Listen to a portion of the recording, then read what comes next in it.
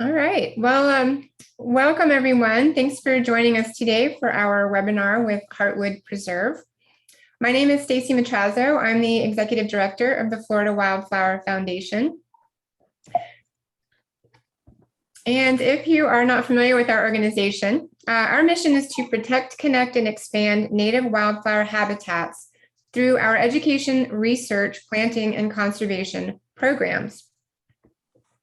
Our work is made possible primarily through the sale and renewal of the Florida State Wildflower License Plate. And whether you've got the old look or the new look, you are supporting our work, and we thank you. These funds, along with donations and memberships, allow us to support and create projects that build awareness and knowledge of native wildflowers and plants throughout Florida. We'd like to encourage those of you who find our programs valuable to consider becoming a member, making a donation, or purchasing the State Wildflower License Plate. And be sure to check out our website for resources on planting and growing wildflowers, to learn where to see wildflowers in bloom, upcoming events, and much, much more. We're also on social media. You can find us on most platforms at FLA Wildflowers. I do have a couple of housekeeping items to go over before we get started. First, all attendees are muted with your cameras turned off. This webinar is being recorded. It will be available on our YouTube channel and our website in approximately 24 hours. We will be taking questions at the end of the program, so please use the Q&A feature at any point during the presentation to enter your question. If we don't get to your question in time, please feel free to email it to us at info@flawildflowers.org, and we will do our best to answer it or get in touch with Heartwood to get you the answer you need. And so now, without further ado, I'd like to introduce our speakers. And Heartwood Preserve is the first conservation cemetery within a nature preserve in the Tampa Bay area. They conserve and permanently protect the endangered natural habitats by providing environmentally friendly burial options. Please welcome Executive Director Laura Starkey and Assistant Director Diana Brooks. Hi. Hi, everybody. Hello. So it's good to see the number of 42. I can't see any of your faces, obviously, but it is good to know that you're there and here to listen to our little talk. I'm going to basically hand it over to Diana in a minute here, and she's going to go through some slides and so you can get some visuals and talk to you about what we do and what natural burial is really about. And then we're going to go out literally into the field. I've got my iPad here, and hopefully everything will go as planned, as practiced. And I'm going to show you some of our burial areas and the wildflowers and things that are growing on those spaces. And so we'll get some visual as though you were in a field trip setting, but so we'll get a little bit of both. So I'm going to hand it over now to Diana, who is the Assistant Director, and she's been with me since the very start of just before we opened for business, which has been 5 years. This November, we celebrate 5 years of being in operation. So Diana's been with me for over 5 years, since the summer before that. So here's Diana, and I'll see you in a little bit. Hi, everyone. I hope you can hear me okay. I'm going to be sharing with you some slides. I'm going to share my screen here in just a minute, but we are Heartwood Preserve. We're a conservation cemetery, also known as green burial, natural burial, conservation burial. And I do talks on that. If you have any questions about what each different thing was that I just said, green burial, natural burial, conservation burial, go ahead and I can probably answer that at the end. We're a conservation cemetery, and we're also a nature preserve. We're not your typical cemetery. We are 3 feet into the ground, 3.5 feet. We allow for a shrouded body or a body just wrapped in a sheet. No embalming, so it's no casket even needed. If you want a casket, it could be a pine box casket. It's no plastic, no metal, no chemicals. So basically, it's like composting your body, if you will. Your body is the seed, and you are then planted into the ground, and your body nourishes the earth. And it's kind of fun to see what you come back as. Nothing is brought into the cemetery when someone is buried here. We provide you with wildflower seeds that are native to this ecosystem, which is the Flatwoods ecosystem here. We are protecting the longleaf pine. So I'm going to show you now some slides. Hopefully this works. So I'm going to share my screen with you. Okay, so what is natural burial? I hope everyone can see that okay. This is our entranceway. Hope everyone can see this, okay.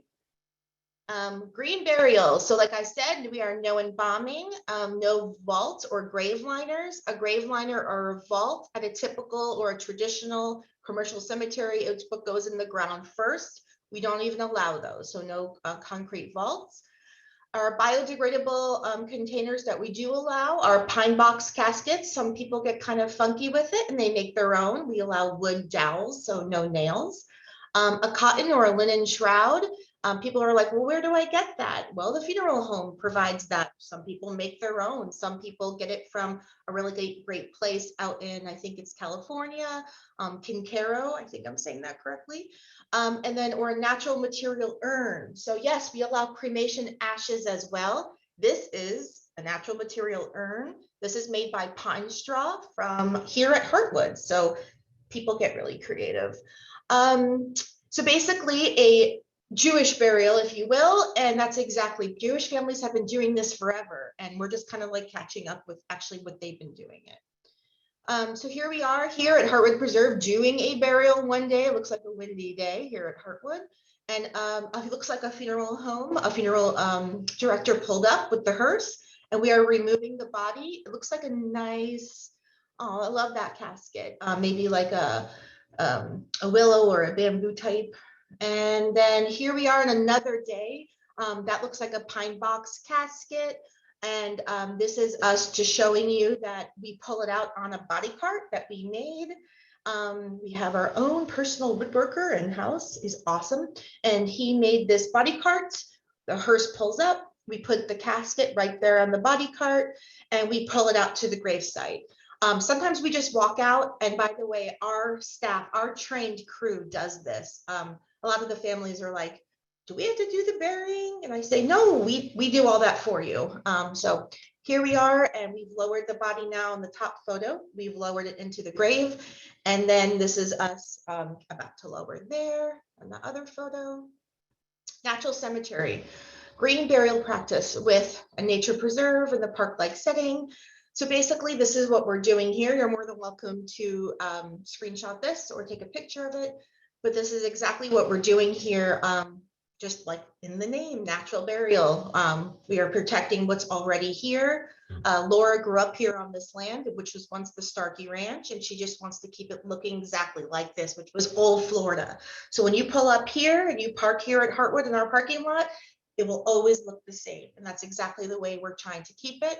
Although we have 115 burials now, you can't even tell unless you started to walk out there with me. So here we are lowering a wonderful lady, love her. We were lowering someone into the earth. This is right before we lowered her. The family was putting some flowers on top, and she was just wrapped in a nice sheet. This was a sheet right off her bed. You'll see here that we use ropes and boards to lower into the earth. This is an awesome conservation burial, how you can leave a lasting environmental legacy. So basically, if you want to screenshot this or get any information from here, and it talks about conservation burial, green burials. So you could be buried naturally, give your family a great place to visit. I must say, people love coming out here, all ages, especially kids. Kids can run around out here. It's kind of like visiting a park. They kind of get a kick out of finding pine cones or finding different things to put on the graves. So this is what we are conserving. Here it is, the Flatwoods ecosystem. This is our longleaf pines, and this is right here at Heartwood, and this is right outside my window. And this is the kind of ecosystem that we are actually burying in. And then here we are. By definition, a natural burial is safe, legal, biodegradable, and so on and so forth. You guys can read it. I don't want to read it all to you. You know, like those Zooms when they just read to just read all the slides to you. I don't want to do that for you. I love this photo. I know exactly who this is. This was a beautiful burial. So basically, we do allow fresh cut flowers to be brought in. And that's basically it. We don't allow anything else except for the seeds we provide. So this shows you that after the burial took place, after we lowered the body into the ground, we then closed the grave, we put pine straw on top, and then the family went ahead and did this with fresh cut flowers. Here we are bringing someone out to a grave site. Laura and I not only loved this woman, but we loved this funeral. So basically she wanted the song by Queen, Fat Bottom Girls, played as we walked out, and that's what was being played. She wanted everyone to be wearing bright colors, and that's exactly what we did. She also wanted her face exposed, and she wanted her glasses on. Anything you guys want is, well, within means, is what we do. So basically, she wanted Queen to be played, and that's what was played. It wasn't like churchy violin music, it was Queen, and that's what we did, and it was awesome. Awesome quote. If you don't know this one, I'm sure you guys all know this one, but this is what we were doing here, taking a walk in the woods. Okay, so here is, this pretty much sums it up. The body becomes a part of something bigger than oneself. Here we are lowering by hand using the ropes and boards right into the earth. We opened up the earth, we're lowering it into the earth. This is my staff, along with the funeral director's help, and maybe it's the family if they want to help, but we usually don't ask them to help. It's a trained staff, and we're lowering right here the body into the earth. Hope I'm not going too fast. This is our setup before we lower the body. It's basically an open hole right into the grave. We just, sometimes we jump in there, we cut back the roots, we layer the grave with palmetto, like palm fronds and some pine straw, but it's real, it's raw, it's natural, it's simple. It's what you see is what you get. It's beautiful Florida, here it is. It's not a big tarp covering the dirt. We don't put up a fancy green tent with all that. No, it's very basic, very simple, and that's exactly what everyone loves when they come here.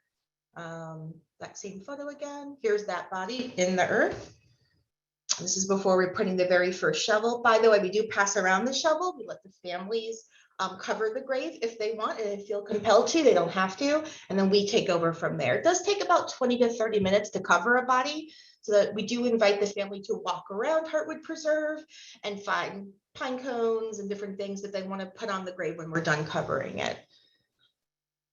There's us covering the grave. There's us at the 20, 30 minutes in-ish. And this is a trained staff that does this. And then here we are putting the final touches on the grave. So far, after we put the pine straw on, we allow the families to put things they found on the grave. We love this photo. And the wildflower seeds, my personal favorite part. I mentioned them already, but we provide them. You can also stop in the Welcome Center all year long when you're visiting your loved one here, get some more wildflower seeds. You can never have enough and see what grows back. Ashes as well, so cremations as well. We also let you have your cremation ashes here being poured right into the earth or placed in a biodegradable urn. The urn, as long as it's natural, so no nails, no plastic, no kind of bag. Someone says, well, put me in a chock full of nuts can. I'm like, technically not the can. So yeah, something natural. Here you can see it was a basket that they had the ashes in, and they used their hands to place the ashes in the earth, and then we poured the rest. This is a great family that Laura has grown very close to, that buried their son here. And this is what this is what the mom, these are her thoughts that she shared with Laura that really stuck with her. And we went ahead and asked her permission, and she let us share a quote. Then that's from her. If you take a second to read that.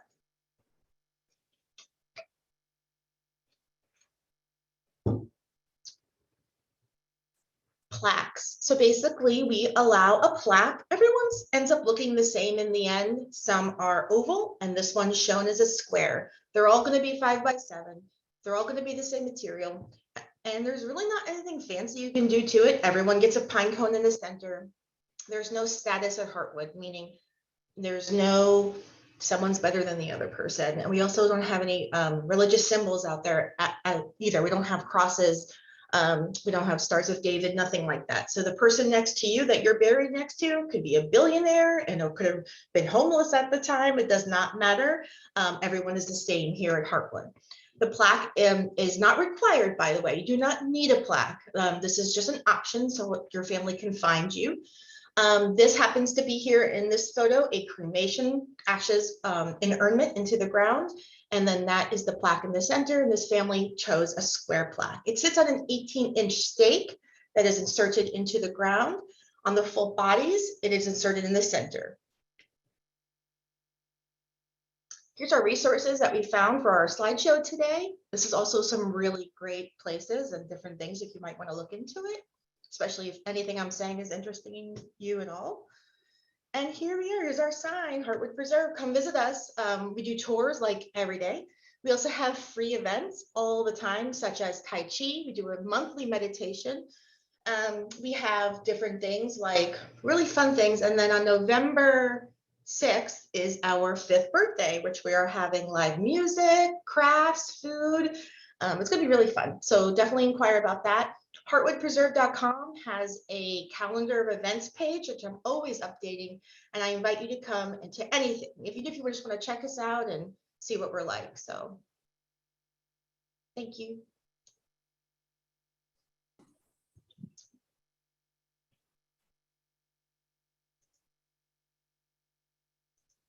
Diana, oh, they're asking if you can show the link slide again. Yes. You can, why don't we bring that up at the end? I see Laura's out there, so we'll let Laura give her a tour. And then if you can have that ready, we can share it while you're doing the Q&A. No problem. All right, thanks. Take it away, Laura. Hey, hey, everybody. So hopefully I don't freeze up on you. I don't know that I will know whether I've frozen up on you, but we're going to just keep our fingers crossed. I'm out here in the preserve in the cemetery section. You'll find that we have half of the property is in just nature preserve and the other half is dedicated cemetery.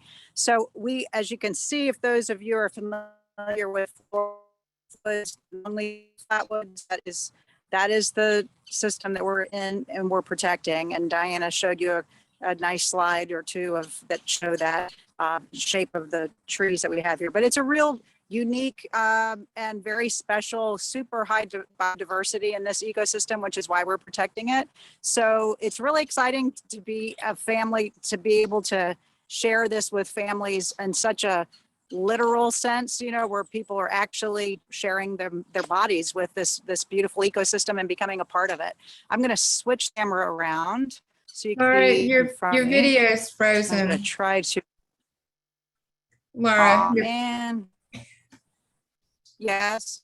Okay. yeah. I'm holding. Okay. Is it any better? Is it? Let me know if it's changing. Nope, it's frozen. Move a little bit. Darn it. Give me a minute. Give me a minute. Let me know if it changes. Let me know if it changes. It's like slow-mo. Okay. I'm going to move over to one spot and just see if it comes back. I can at least show you the one place I wanted to show you. Can you hear me okay? Yeah, we can hear you fine. Okay. Okay.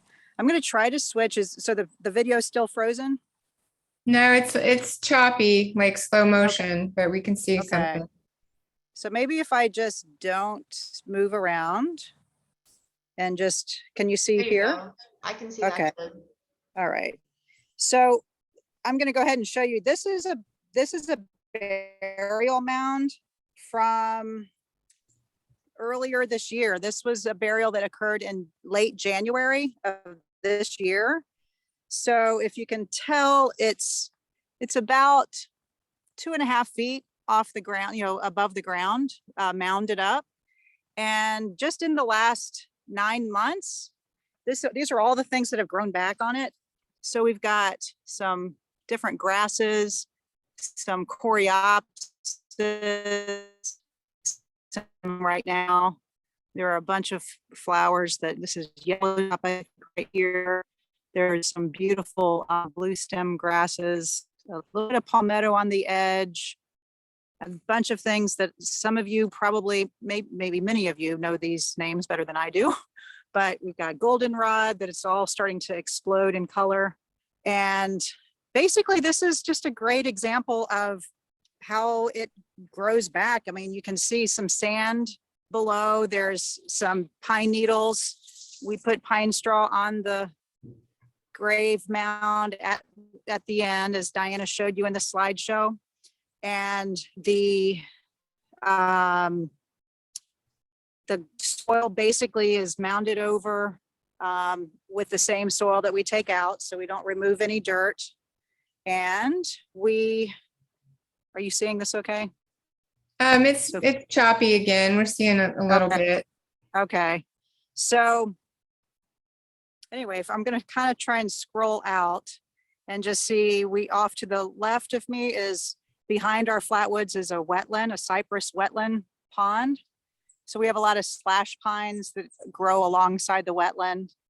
And then we have all palmettos all here. So one of the things, if any of you know much longleaf pine ecosystems or flatwoods, is that one thing that's really important for keeping this system healthy is to put fire on the landscape as nature intended it, as it evolved with nature to do. So we do have prescribed burns here. We burn on a 2 to 3 year cycle for each parcel of the land. This, where I'm standing right now, what you're seeing, at least choppily seeing parts of, this was burned summer of 2020. So last summer, not this past summer, but the summer before.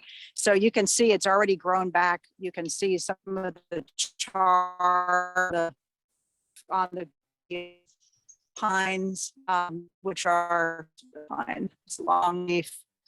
There's a nice big long there, and you can see the char on the pieces of bark right over here. If you're seeing any of this. But anyway, so we do control burns. I'm a prescribed burn manager, and we work with Florida Forestry Service with their crews that they send out and to help us. And we advise our families ahead of time, and then we offer our families a private tour after the burn to just see how it's growing back. And so we do a lot of educating so people don't, basically freak out at the idea of fire on their loved one's burial site. So it's been a process of helping people to understand what we're doing. And I know it can be a little bit unnerving for folks who come from areas where they're not familiar with the benefits of and the need for prescribed fire.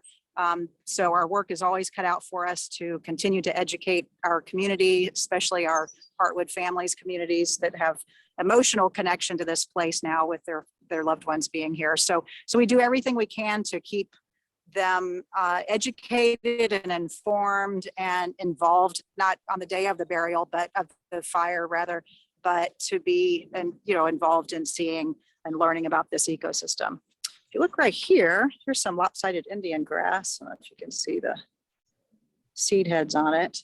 It's growing up really nicely. So we have lots of things. This is the most beautiful time of year out here. So we've got so much. Here's more of that lopsided Indian grass. So it's just so beautiful. Here, can you see that? Anyway, so right over here is our welcome center. You can see Diana's inside that building with a better connection than me probably.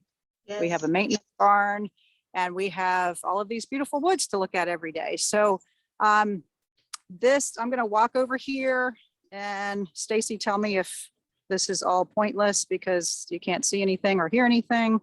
Otherwise, I'm going to keep going. This is a burial that is much lower to the ground because this one occurred in January of 2020. So this was a year and a half ago.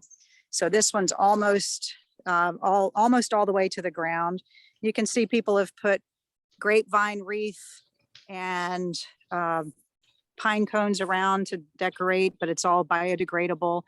We have some black root here that's growing. It's kind of past its prime. It's more of a summer, looking cool in the summer.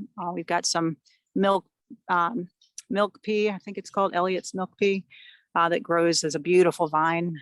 And we've got lots of grasses. We do have some challenges with invasives that we're always managing. We have some weedy weeds that are ones that come up for disturbed sites. Obviously, we are disturbing the soil when we do a burial.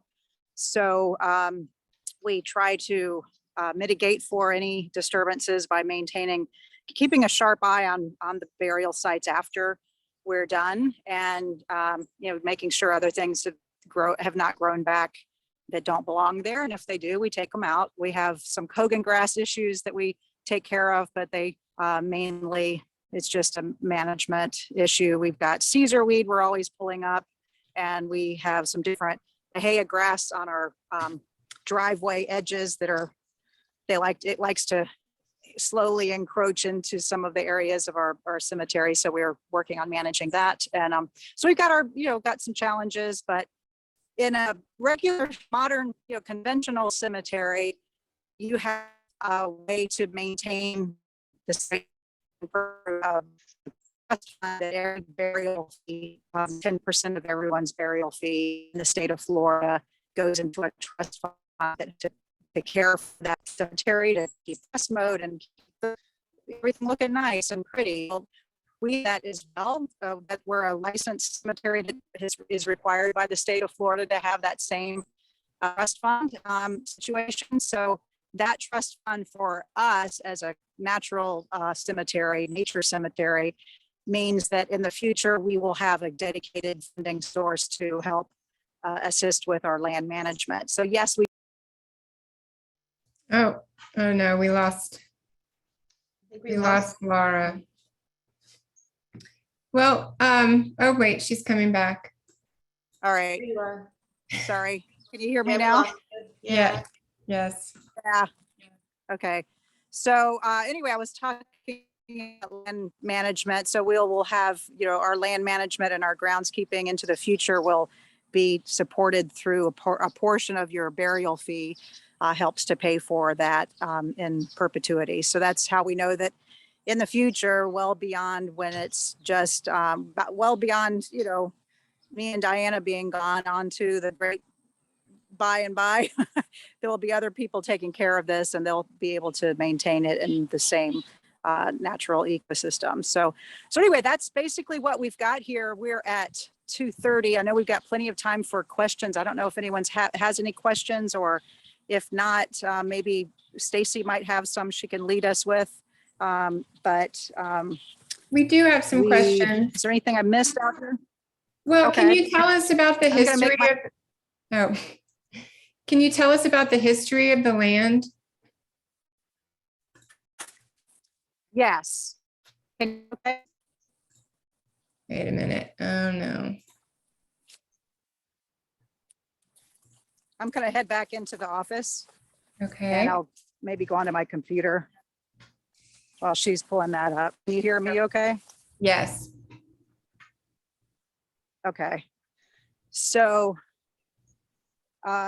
yeah, this land is land that I can tell you about the last 100 years of history of it, is that it was, prior to that, I know it had many iterations before, our family's connection with it. But family owned this property since the 1930s, and my granddad developed it into a cattle ranch in the late 1930s. And so after a few decades, he, I guess in the early 1970s, can you hear me still? Okay? Yes. No. Okay. I'm walking back into my office. I'm going to come back on my computer because I'm back at my office. So I think that'll be a little more secure. So I'm going to sign off and I'll be right back. And Diana can take over at this point. Diana, I know you already answered some of the questions in the Q&A, but can you talk about wildlife on the property? Is that of concern? Do they? No, the wildlife is not of concern. The wild hogs love to party in here. Like every night they come over and have like a big party, and they have babies here like twice a year. But no disturbances of any kind yet here at Heartwood. We don't know about how other places do it, but we have it's the bodies are really far down there. They're like 3.5 feet, and then the 25 to 30 minutes of our staff putting all that dirt back on creates a gigantic mound. Sometimes we get just like little armadillos that are like just around the surface, or just like little guys. But no, the only disturbances we have here is possibly the raccoons by our dumpster. So besides that, no, there's nothing. We haven't had anything. So nope. The wildlife, on more positive end, is we have a fox squirrel that lives here, like 2 of them. We have deer, we have wild turkey, lots of birds. We do bird walks all the time. Gopher tortoises, things like that. So it's more of a beautiful place, and no one is bothering the cemetery. Okay, thank you. I see Laura's back, so we can't hear you though. You're muted. Okay, how's that? That's great. All Okay. right, back to my landline here. So There she is. yeah, so I don't know how much of what I was blathering on about out there anybody could hear, but the question about the history of the land, I don't know if you wanted to hear a little bit more on that. So it was a cattle ranch in my family's name from the 1930s up until, really until the last decade. But in the 1970s, my grandfather did a partial sale, partial donation of about half of that ranch, the original ranch, to Swiftmud, the Water Management District, with its partial donation to Pasco County for a park facility. That's now called Starkey Wilderness Park, JB Starkey Wilderness Park. Also, the bigger part is Starkey Wilderness Preserve. We border that property, so that was part of our original ranch. That is now 3/4 of our original ranch is the Wilderness Preserve. So this little corner is about 41 acres that's off on kind of on the bottom left corner of that property. So we border that 18,000 acres that was, when I say originally in my lifetime, the Starkey Wilderness Preserve. Before that, it had been timbered for lumber. The land had been, prior to that, it had been turpentine, cut. All the longleaf pines were cut for the sap to be made into turpentine. Before that, there were Native Americans that lived in this area. So I wish I knew more about the history of the peoples that lived here prior to this past century, but I'm more of an expert on the recent history of it. So anyway, it's obviously a land that has had fire over it. It's been managed with fire for many decades or centuries. So that's a little bit of a nutshell. Thanks. I just lost my questions. And so it is protected from development in perpetuity. There's protections in place for the Heartwood Preserve.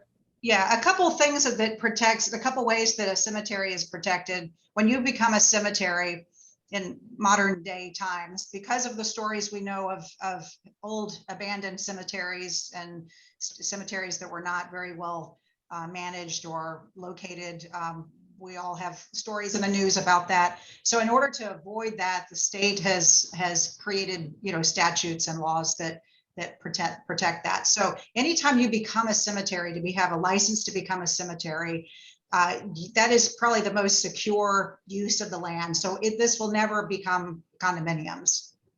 It will never become condominiums. So because we already have, we are dedicated as a licensed cemetery, you can't just come in and just pave it over and put up a shopping mall.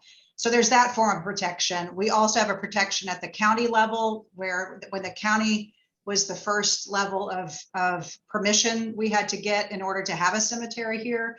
And we got that permission contingent on it being a natural cemetery. And as a natural cemetery, we cannot maximize our spaces. We have to have low density. We have to have keep it in its natural setting. So that's a layer of protection. So the county is, saying you could be a cemetery, but as long as you say it's going to be what you say it is, you can't turn around and like fill it up with a bunch of, mausoleum, which are kind of condominiums for the deceased, but it's still cemetery. So the next owners cannot turn this into mausoleums, for example. So that's the next layer of protection. We are in the process of creating a conservation easement, which is going to be the ultimate layer of protection.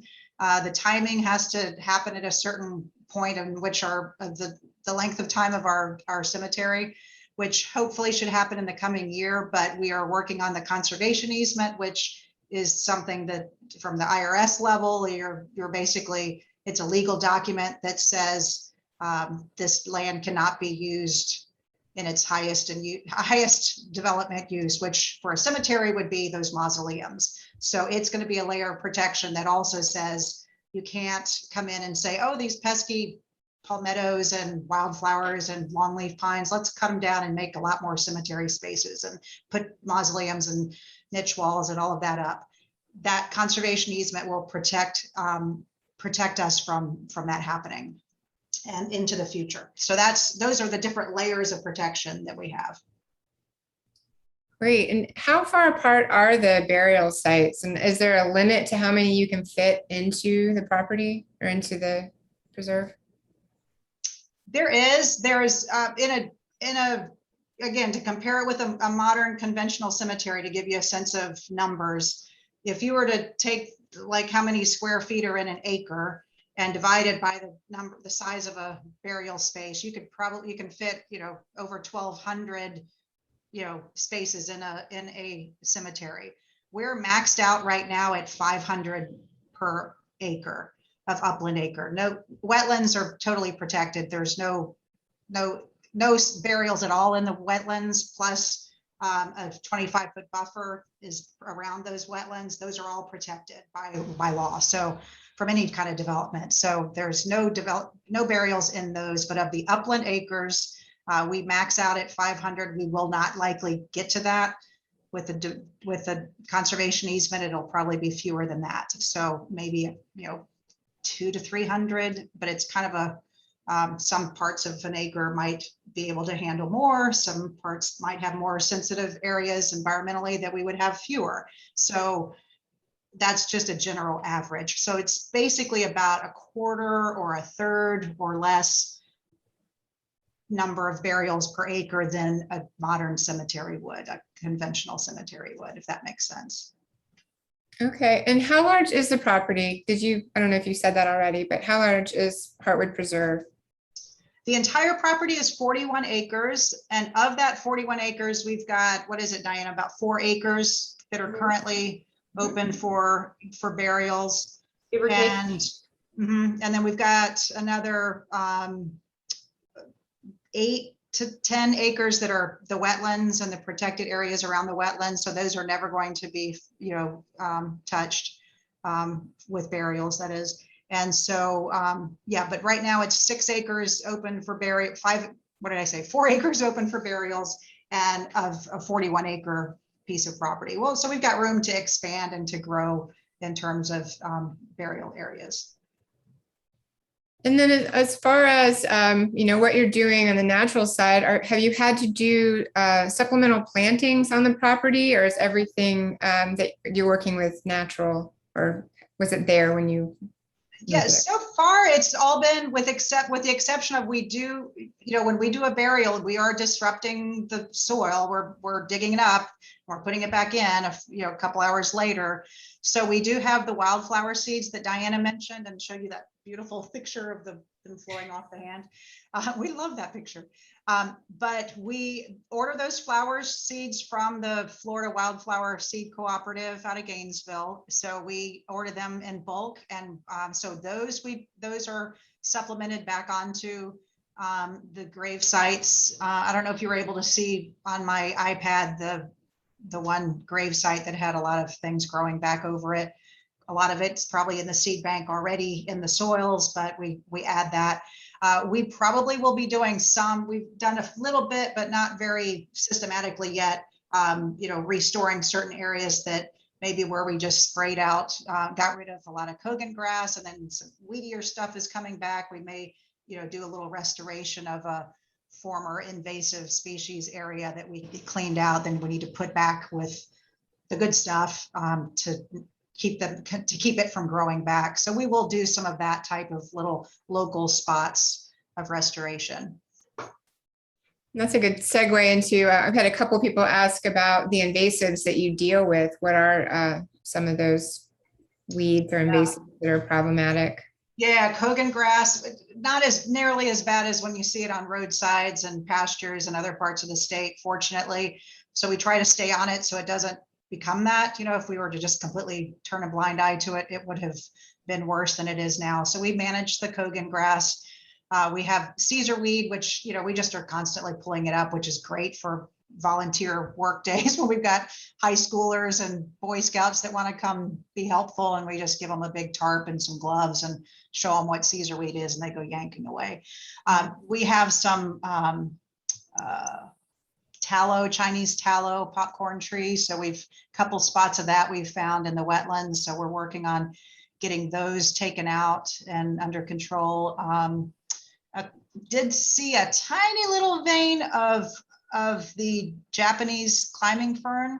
So we're kind of like, about that. So hopefully we'll get that out of the way before it gets any bigger, but it was just one tiny little vein of it, but I know that's how it starts. So we just hired a land manager, starts this week, who's got a lot of experience with Florida land management.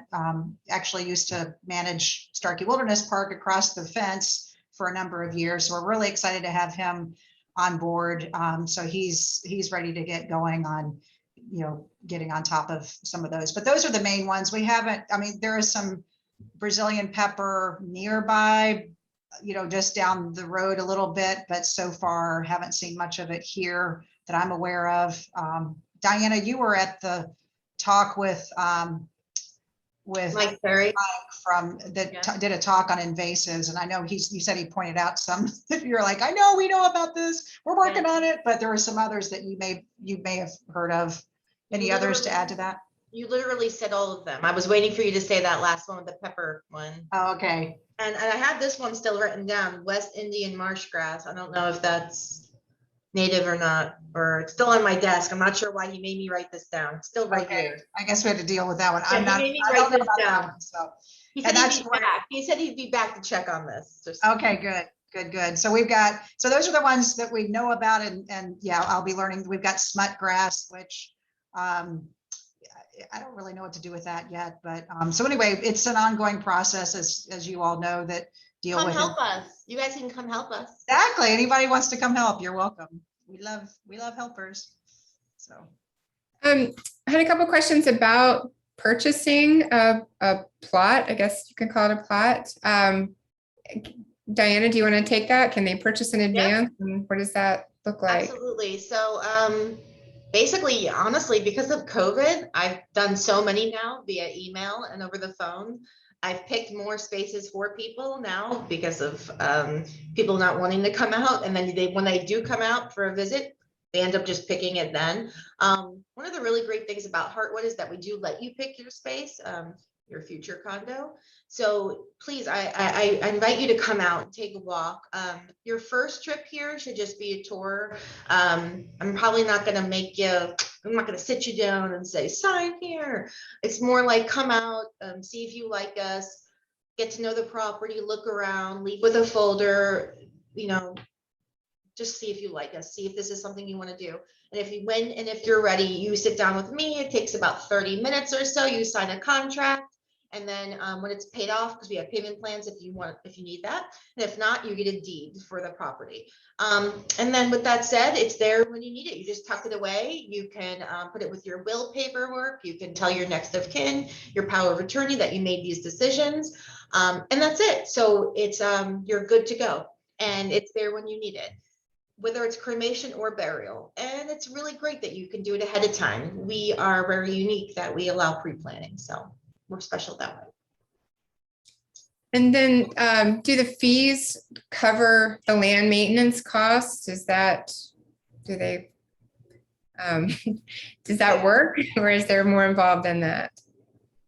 Yeah, do you want me to take that one? Sure. Diana? I was explaining about the trust fund for land maintenance, for care and maintenance. I don't know if that came through when I was out talking, but basically by law, we have to collect or put in 10% of our burial fee into a trust fund that is called some places call it a perpetual care fund or a care and maintenance trust fund, but basically it's a big trust fund. So the interest off of that trust fund is a source of revenue to be able to use for your care and maintenance. If it's in another cemetery, it would be just lawn mowing and wet weeding and that kind of thing. For here, it's that for our parking areas, but also it would cover our land management. So yes, a part of your fee goes into that trust fund. We do, these first few years, we're not using those funds yet because we're letting that trust fund grow to be sustainable. So just from a financial smartness level for the operation, but so we're having to do our operations and doing the land management out of our general operating funds right now. But ultimately, yes, you're part of doing that. Great. And I know Rose has answered a few questions with links to your website, but fees and all that information are also available there. Mhm. Anyone's interested in learning more, it's heartwoodpreserve.com. We don't have any more questions, but just as a reminder to everyone, your event is on November 6th at Yes. 4, I believe. The Wildflower Foundation will be there as well. So, come on out and say hi to us and check out the area and celebrate 5 years of Heartwood. Yes, please.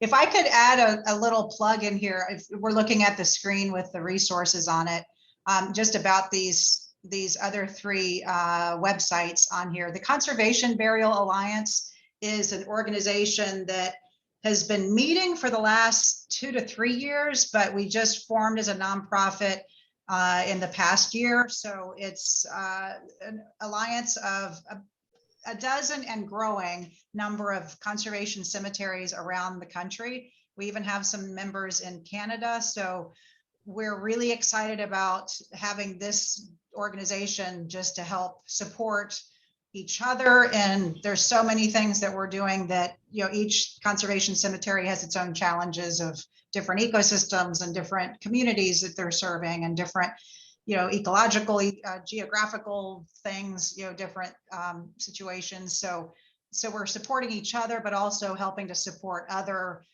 organizations or people that are wanting to start their own conservation cemetery around the country. So we're really helping to promote and grow the conservation burial movement.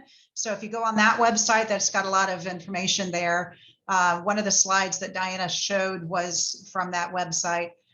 The Green Burial Council is an organization that is the just basically was started some years ago to kind of create a set of standards for everything from green burial, hybrid cemeteries all the way up to conservation cemeteries. Diana talked about those different levels. And then they also do for funeral homes and products and different things. They do a lot of setting standards for green burial around the world, around the different levels of it. And then the other one, I just want to put a plug in for Prairie Creek Conservation Cemetery. They are located in just outside of Gainesville. So those of you who are in the Gainesville or Northern Florida area, please go check them out. They're really a wonderful organization that has been providing conservation burial longer than Heartwood. They helped us. They were kind of my mentor. Freddie, the director there, really mentored me through getting this started early on in the years before we got to even think about opening. So they're doing really good work up there. It's a very different type of ecosystem, a very different type of project ecologically that they're doing, but and it's got a different just kind of vibe to it and feel awesome. They're awesome here. They're just different. So we're able to do the pre-planning. They cannot do pre-planning by their licensing, but they I take reservations so you can let your family know that's where you want to be, but do recommend you go visit them if you're in that area, especially in this type of thing interests you. But so anyway, I just wanted to say that and give them a big shout out because they're awesome. And there's other ones around the country. So if y'all are from other states, if you go on the Conservation Burial Alliance, you can see some of the other members there. So where they are. I did see a question up there, Stacy, that I don't know if it got buried, but about whether we can plant something. Yeah, buried. If we can plant something on a native plant on our family's graves, on our graves. Yeah. That's a real popular question. And the answer for us at Heartwood Preserve is no, because we're in an intact ecosystem that we're promoting the growth of this natural forest. So basically the forest does a much better job of naturally regenerating itself. So we are really allowing the forest to do that. So it's not to say you can't be buried near a young tree, especially if it's cremation, but we're not going to plant one on top of you. We do put this wildflower seeds out, so that kind of helps, but that's sort of a form of planting, but we don't plant trees or large shrubs on the graves because it gets into some longer term issues when you start doing that. But other places, I know Prairie Creek had been doing that. I don't know if they're still doing it, because then you also have to kind of look at what your long-term management plans are for your land, because you got to think about, just because the Smiths want it, then maybe the Smiths and the Joneses and the Johnsons and everybody wants trees. And then you've got to think about the overall system, because we're really protecting not just individual trees, we're protecting a whole system. So you're really becoming part of that community. The ecosystem is a community. So it's not just about the individual, it's really about that community. So that's kind of what we try to show people when they're out here, that you're more than just a tree. You are a tree, you are shrubs, you are flowers, you are all of these things, but it's more than just the one. I hope that makes a good answer. Yeah, absolutely. And yes, for those of you who came in late, this is being recorded. We will post it on our website and our YouTube channel in the next 24 hours or so. Would you like to add anything else? We have a couple minutes left if you do. Diana, anything? A lot of people ask me the same questions. So I'll just tell you about one of our biggest misconceptions. So I'll just tell you that now in case anyone's probably thinking it or whatever. Well, a few things. So one is, yes, you still need a funeral home to be buried here and obviously to be cremated. We're not a funeral home at all. We don't have a refrigerator here. We don't have a crematory here. You still need a funeral home. We're very funeral director friendly. So yes, go ahead and find one of those. If you need a resource for that, we can help you, but we can't refer or even recommend. So we do have a list that we can provide funeral directors, homes, and establishments that have been here before, that have properly shrouded a body, that have followed all of our rules. They didn't show up here with nails in their casket type of thing. So they won't be a deer in headlights if they're on the list. However, you can use anyone you want. But the misconception thing is it has to be quick. Everyone thinks, oh, well, this has to be really fast, right? No, we have people that have been buried here 2 weeks after their death, or 15 days after their death, from Miami, from West Palm Beach, from the other side of Florida, etc. So with that said, no, it's okay. Nothing has to be rushed. Now we can do it fast. We can do it fast. That's fine too. If there's some kind of religious preference or you just want it to be fast for whatever reason, that's fine too. But no, it doesn't have to be. So just think of this like any other situation where the funeral home picks you up, they bring you back to their establishment, they put you on refrigeration, they do all the legalities, all the paperwork, and they bring you here when everyone's ready. Your spot will be ready, your family will be ready, you'll be ready, and that's it. It's nice and chill. So everyone thinks it has to be fast because of I'm not really sure. So everything's fine. We also have a welcome center here that we're in right now. You get this welcome center for 1 hour that day, whether it's a cremation burial or a full body burial. So once again, it's still very traditional. You can have any kind of funeral you want, whether you're a veteran, you want a full on orchestra, you want anything special.